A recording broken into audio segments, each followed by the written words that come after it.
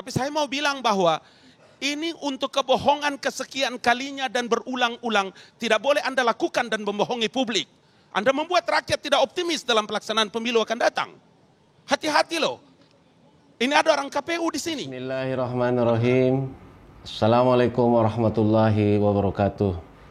Sahabat-sahabat semua, kembali kita bertemu dengan One View Channel.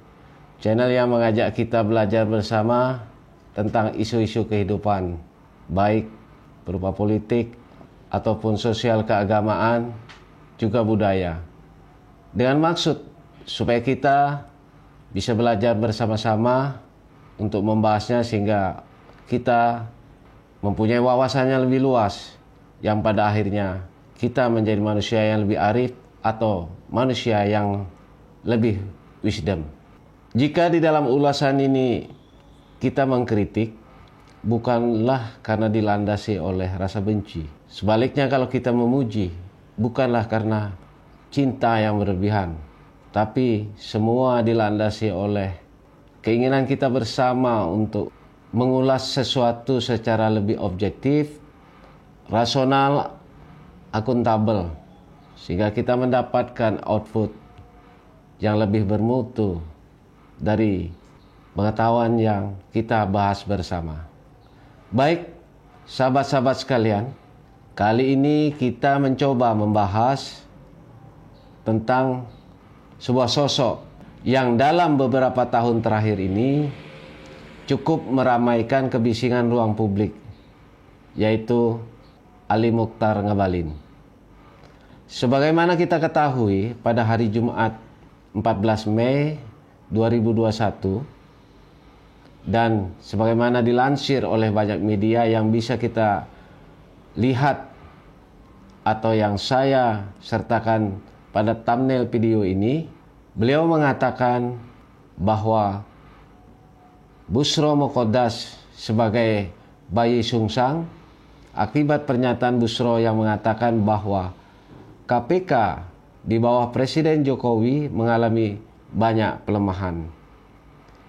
Tentu kita kaget dengan pernyataan Mochtar Ngabalin yang memang selama ini kita cukup mengenalnya dengan pernyataan-pernyataan yang menyengat moral publik. Sahabat-sahabat semua, sosok Mochtar Ngabalin memang menjadi kontroversi eksistensinya oleh karena latar belakangnya yang pernah menjadi tim sukses Prabowo dan pada saat itu begitu membuli Jokowi. Kemudian sekarang berbalik ada di kubu Jokowi dan kemudian menjadi garda terdepan pembela Presiden Jokowi. Kemudian beliau juga dikenal sebagai mubalik dan tentu yang paling fenomenal dari semua itu manakala beliau menjadi tenaga ahli utama di kantor staf Presiden. Selain itu, karakter beliau yang selalu bicara keras, lugas, dan tanpa tedeng aling juga membuat trademark sendiri bagi beliau. Untuk lebih lengkapnya, coba kita ikuti slide video berikut ini yang kami kutip dari berbagai sumber. Saya tidak mau berhadapan begini, tapi karena terlanjur, saya di sini Jangan dan terpaksa, kemudian sabar, Ustaz, saya juga terpaksa. bicara, saya berhak. Anda silakan. Ada moderator. Silakan. Iya, Serahkan dia moderator. dulu. Kita belajar demokrasi. Silakan. Ada moderator. Ya. Jadi kita ini jangan sembarangan pakai dalil. Hati-hati MUI, Muhammadiyah NU, siapa lagi yang kita mau hargai? Jangan dengan mudah. Kalau itu tidak sesuai kepentingan kita katakan fasik. Hati-hati, ini ulama besar. Kalau Anda berani, besok kita undang. Kita Insya Allah, ngobrol. Insya Allah saya Iya. siap. Iya. Insya Allah saya Ya. siap. Ya. Kapan dan di mana saya siap? Insya Allah, tenang aja. Jadi jangan Jangan seperti main itu. nantang-nantang begitu. Mana mungkin. Sahabat-sahabat semua, dalam demokrasi itu tidak elok bila di dalam perdebatan atau diskusi apapun mengarahkan konten perdebatan itu kepada pribadi lawan debat. Yang kedua, di dalam demokrasi, antitesa dan sintesa pendapat sama kedudukannya karena keduanya adalah partikel demokrasi yang saling menyempurnakan. Dengan prinsip ini maka muncul adagium di dalam demokrasi bahwa kita boleh berbeda pendapat, tapi akan saya bela kebebasanmu di dalam berpendapat. Karena keduanya punya kedudukan yang sama. Dan kalau kita lihat dari video singkat di atas, dalam kapasitasnya sebagai tenaga ahli utama di KSP, sosok Ngabalin dalam beberapa hal pendapatnya pas dengan prinsip-prinsip demokrasi. Namun demikian, dalam beberapa hal lebih banyak pendapatnya yang tidak sesuai dengan prinsip-prinsip demokrasi, yaitu dengan terlalu sering menyerang pribadi lawan debat dengan penggunaan diksi, jangan melakukan kebohongan publik, fitnah, adu domba, sesat dan menyesatkan kepada pihak yang berbeda atau kritis dengan pemerintahan. Yang diserang bukan argumen, padahal seperti yang disebut di atas bahwa orang sejalan dan orang yang kontra dengan pemerintah mempunyai posisi yang sama di dalam demokrasi. Karena dengan prinsip ini, check and balances berfungsi dalam mesin demokrasi sehingga demokrasi itu menjadi sehat. Ini yang sangat tidak bermutu, karena mestinya buatlah kontra argumen dengan argumen yang lebih dalam dan logis daripada sekedar retorika yang sangat galak dan terkesan keras sementara logika argumennya kosong. Dan ini yang sering tampak apabila kita ikuti dari hampir setiap perdebatan yang melibatkan brother kita Ngabalin. Dan hal yang paling krusial adalah manakala kita melihat dia di posisi dengan latar belakang mubalik atau setidaknya sebagai individu yang pernah belajar agama. Dengan background ini kelihatannya kok sangat jauh dari adab seorang muslim, apalagi mubalik ketika bermuamalah dengan sesama mubalik atau ulama. Sebab di dalam Islam kedudukan adab itu di atas daripada ilmu. Al-adab fauqal ilm. Sesungguhnya adab itu ada di atas ilmu. Begitu juga sebagaimana sabda Rasulullah sallallahu alaihi wasallam, innama bu'istu li utamima ma karima ahlak. Rasulullah diutus untuk menyempurnakan akhlak. Nah, di sini bisa kita lihat kontradiksinya sebagai seorang yang katanya mengerti agama, apalagi statement serangan kepada Busro dilakukan pada hari raya kedua Idul Fitri, di mana momen sakral bagi muslimin untuk membersihkan hati dari kotoran dengan ucapan minal aidin wal fa'idin, dari suci kembali ke suci.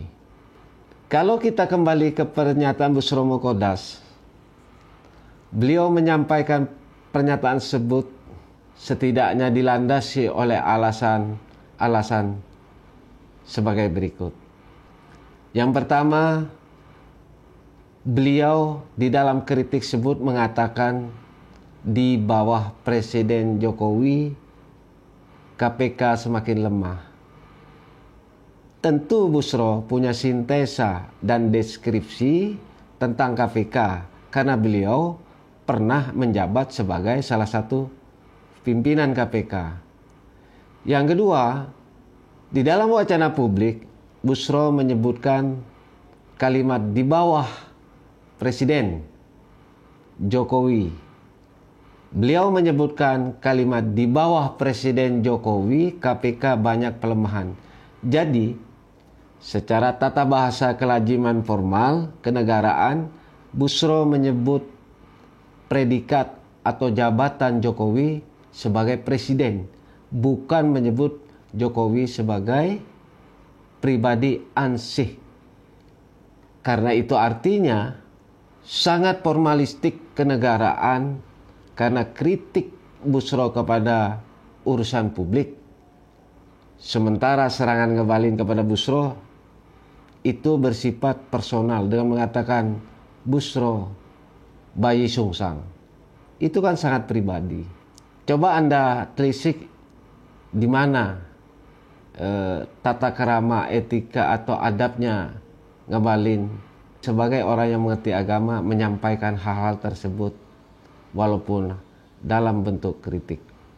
Bukankah kita selalu dianjurkan untuk mengamalkan sila kedua, yaitu yang berbunyi kemanusiaan yang adil dan beradab, seperti dalil yang sering digunakan Ngabalin untuk menyerang lawan debat, namun ternyata dia sendiri tidak konsisten. Kemudian yang ketiga, sebagai warga negara biasa, posisi Bushro saat ini dan mewakili organisasi besar sekelas Muhammadiyah, tentunya sangat wajar Bushro memberikan kritik seperti itu karena kritik yang disampaikan berkaitan dengan urusan-urusan publik.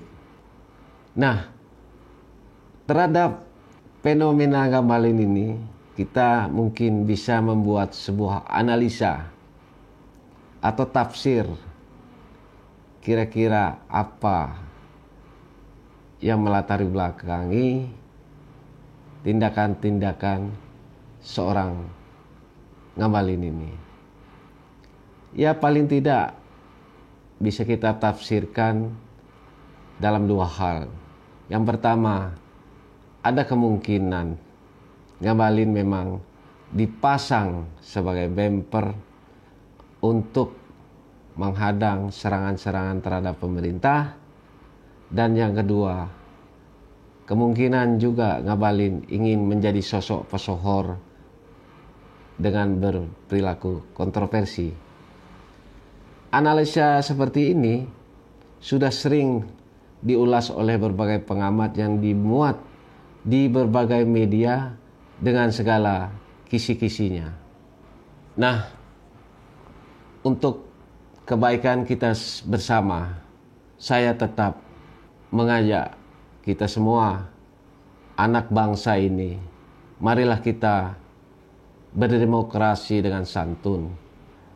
Dan sebagai organisatoris di banyak organisasi, termasuk di Nahdlatul Ulama, saya bersama teman-teman sering berdiskusi masalah-masalah kebangsaan, termasuk mengulas tentang sosok Ngabalin ini.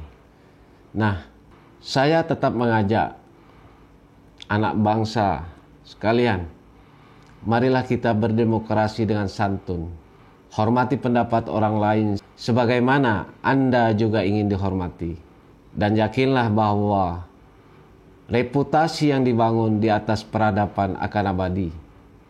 Sementara reputasi yang dibangun di atas kontradiksi akan sirna. Karena pada saatnya kebenaran itu akan melenyapkan kebatilan.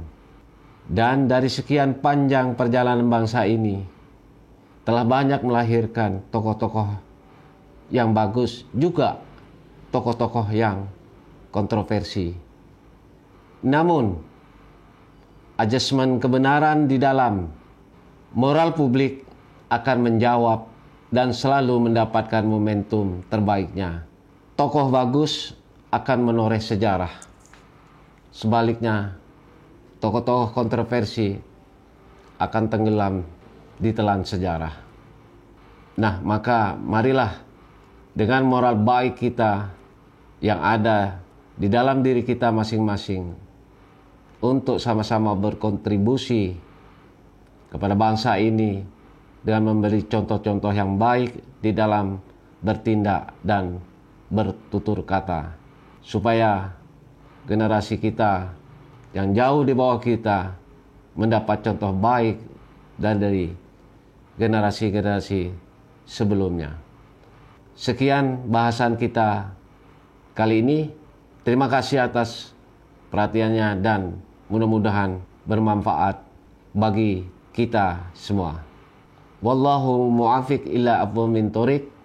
Assalamualaikum warahmatullahi wabarakatuh.